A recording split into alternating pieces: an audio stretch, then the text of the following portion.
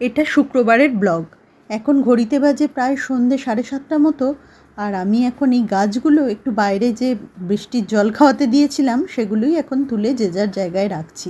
কারণ সব সময় ঘরে তো রাখা যায় না, একটু আধটু বারও করতে হয়।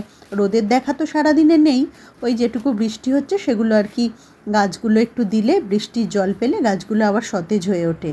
আর আমি দুপুরে রান্নাবান্না করার পর কিছুটা জোগাড় যন্ত্র করে নিয়েছিলাম রাত্রে রান্নার জন্য। আর আমরা যারা হাউসওয়াইফ তাদের বেশিটা অংশই জুড়ে থাকে সারাদিনের এই রান্নাঘর। তার কারণ অন্যান্য কাজ কম করলেও রান্না খাওয়া আমাদের প্রত্যেক দিন করতেই হবে। ঘুম থেকে উঠে থেকে চিন্তা কী রান্নাবান্না হবে, কী খাওয়া দাওয়া হবে। কারণ এখনকার ছেলেমেয়েরা তো আর আগের মতো আমাদের সময়কার মতো নয় যে যা দেবে তাই খেয়ে নেবো বা কিছু বায়না করব না। তো যাই হোক, আজকে দুপুরবেলা একটু ভাতেই করেছিলাম, রাত্রে একটু ভালো কিছু বানাবো বলে।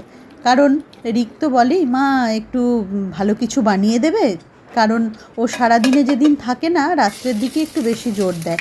তা বলছে মা একটু তন্দুরি চিকেন বানিয়ে দেবে, ফ্রিজে তো চিকেন ছিলই, আর ওর বাবা তো ছিল না, অফিসের কাজে বাইরে গেছিলো, সেই জন্য বলছে একটু তন্দুরি চিকেন বানিয়ে দাও। তো আমি বললাম তন্দুরি চিকেনটা কী দিয়ে খাবি, রুটির সাথে খাবি না শুধু খাবি?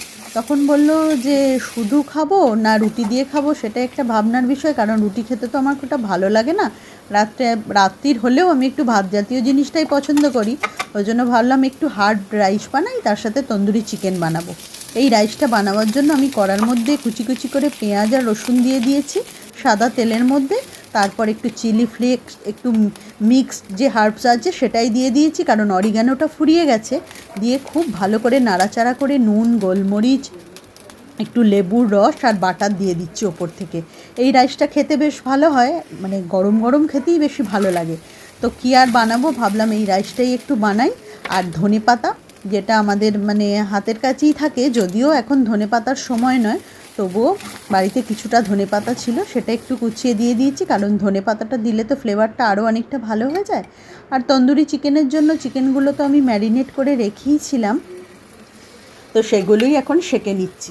মাইক্রোওভেনটা আগের বছর পুজো থেকেই প্রায় খারাপ হয়ে গেছে, এমনই খারাপ হয়েছে সেটা সারাবার অপশান নেই। তো যাই হোক, মাইক্রোওভেন আর নতুন কেনাও হয়নি, তো এই গ্যাসের মধ্যেই সব কিছু করে নিতে হয়।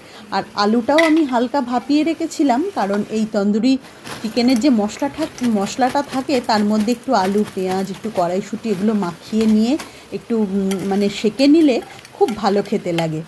তো যাই হোক, সেটাই এখন দিয়ে নিচ্ছি। আর সবই একটু শুকনো শুকনো খাবার, ওই জন্যই গরম খেলেই বেশি ভালো হয় আর কি। তো যাই হোক, এইগুলো এখন করে নিচ্ছি। আর বললামই তো